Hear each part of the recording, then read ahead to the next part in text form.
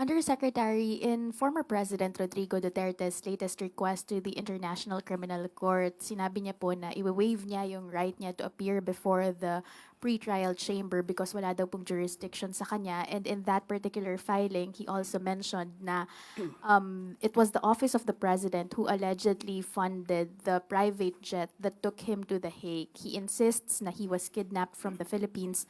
May we get a confirmation or a reaction from the palace with regard to the allegation na ang taxpayers' money daw po ang ginamit para pondohan o rentahan yung eroplanong nagdala sa kanya doon? Ang pagpapadala po sa dating Pangulong Duterte sa ICC or sa The Hague ay ayon po sa batas.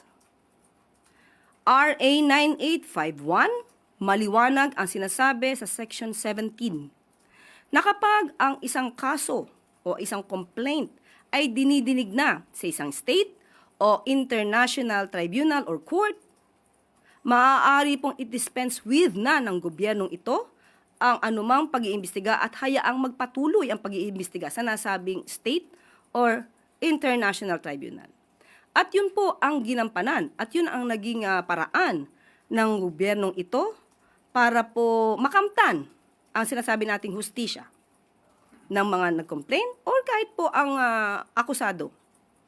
Kung taxpayer po ang ginamit ito lang po ay naaayon sa batas dahil gumaganap lang po ang gobyernong ito sa kanyang katungkulan, maliban po sa sinabi nating pag-cooperate with the Interpol, pagpapatupad ng batas na RA 9851, meron din pong residual obligation ang administrasyon na ito upang ipatupad ang dating napagkasunduan na nung tayo pa ay miyembro ng ICC o ng Rome Statute.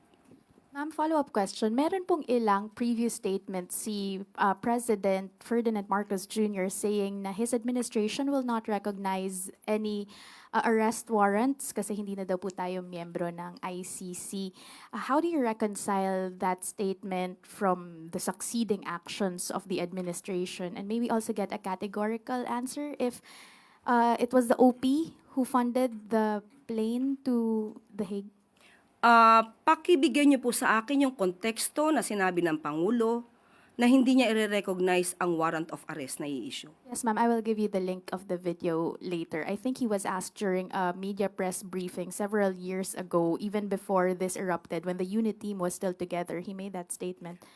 Sa aking pagkakaalam at aking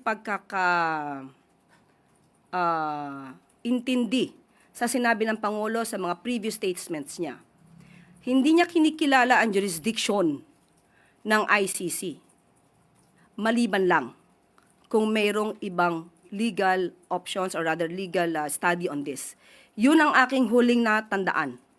So ngayon, kung meron ngang batas, sinabi natin pinapairal na RA 9851 at yung ating obligasyon sa Interpol, hindi man natin kinikilala na may jurisdiction ay ICC ngayon, sa ngayon. Pero ang ICC ay nagkaroon ng jurisdiction sa mga aksyon na naganap nung tayo pa ay miyembro. At hindi po natin pwedeng iwasan yon dahil meron pong residual obligation ang administrasyon na ito. Last from my end, may ballpark figure as to how much we spent for that particular flight? Wala po akong detalye sa ngayon. Thank you po.